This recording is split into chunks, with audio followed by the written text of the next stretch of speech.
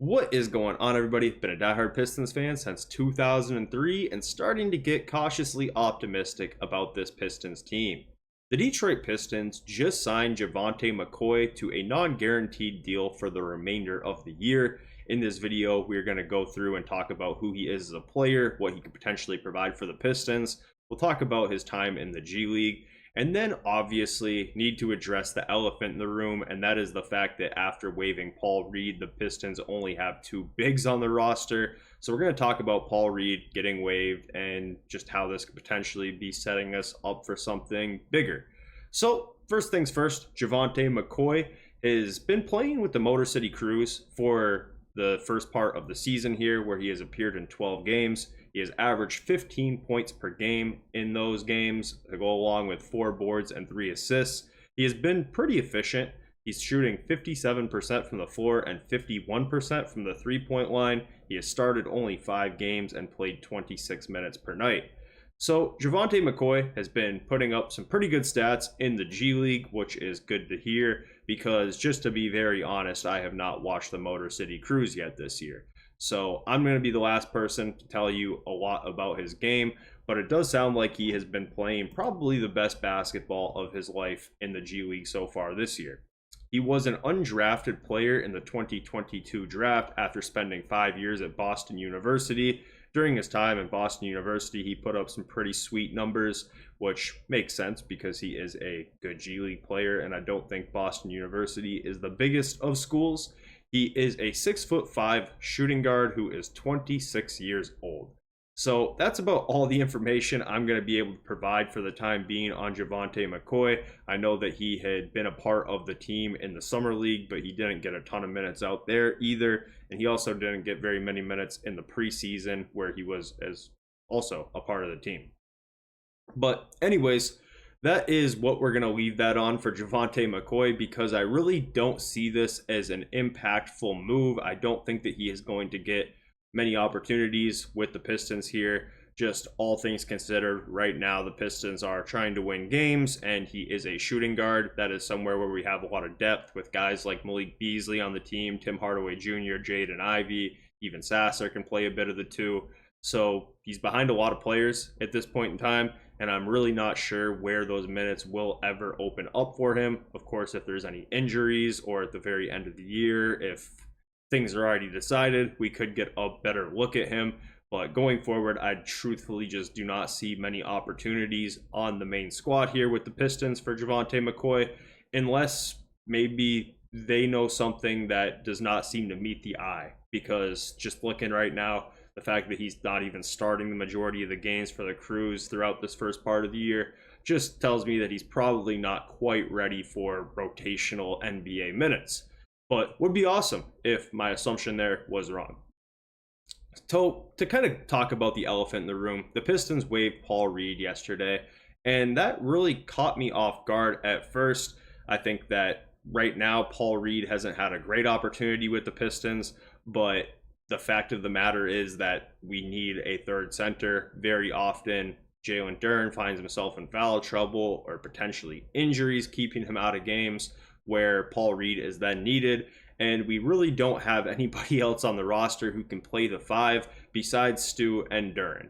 I guess maybe if we need to, we can use Ausar as a small ball 5, but he's the furthest thing from our traditional center. And I think that, like a lot of you, I also thought that the Pistons were going to make a move bringing in somebody like Vucevic or one of those names that was rumored. And that potentially could still happen, because right now, waiving Paul Reed with only 2 centers on the roster doesn't seem to make much sense to me, especially when they go ahead and replace his roster spot with Javante Mccoy. And I think that this just leads to the fact that the Pistons are probably teeing up for a bigger trade coming soon, because I don't see any other reason to waive Paul Reed.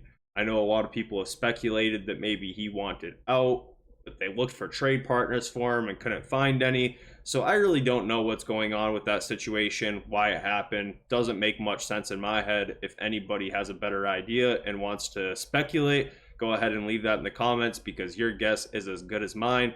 Because looking at this right now, doesn't make that much sense in my head why the Pistons would waive Paul Reed when we don't have anybody to replace his spot, which is a spot, despite him not getting a ton of minutes, is needed. Because if you're just rolling with two centers, especially one like Duren, who has had a problem with foul trouble a lot here to start off the year, I really don't know what the game plan is.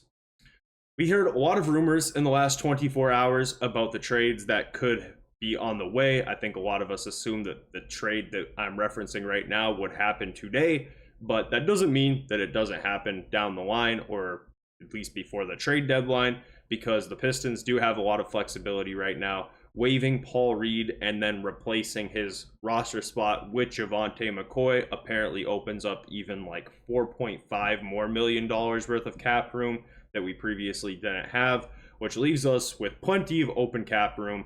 And if we're looking to make trades, it's really just about contract matching, because we do have the contracts to throw in and the cap space to bring back pretty much any contract in the league as far as possible trade candidates. So that's really all that I can really think of. I don't know why else the Pistons would waive Paul Reed.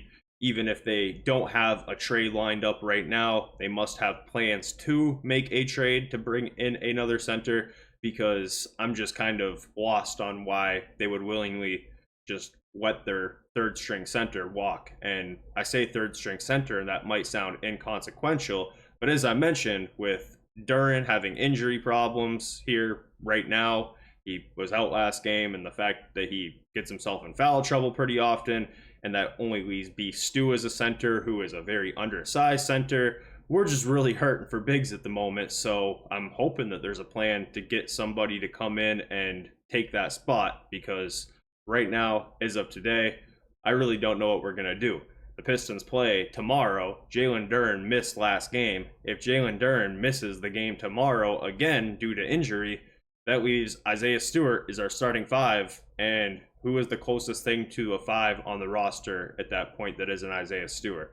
I guess it would be Ausar Thompson, but there might be some adjustment period there, because I don't think Ausar Thompson has ever played the five in a meaningful basketball game in his entire life.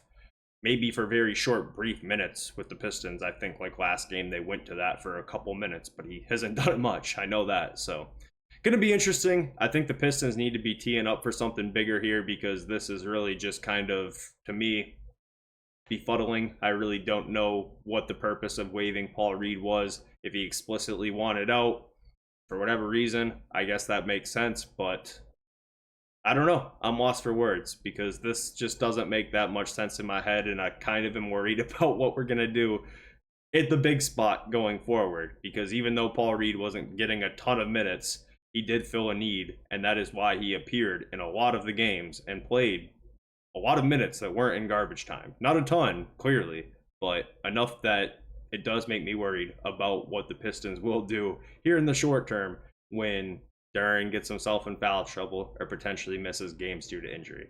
So let me know what you guys think, and we'll catch up soon.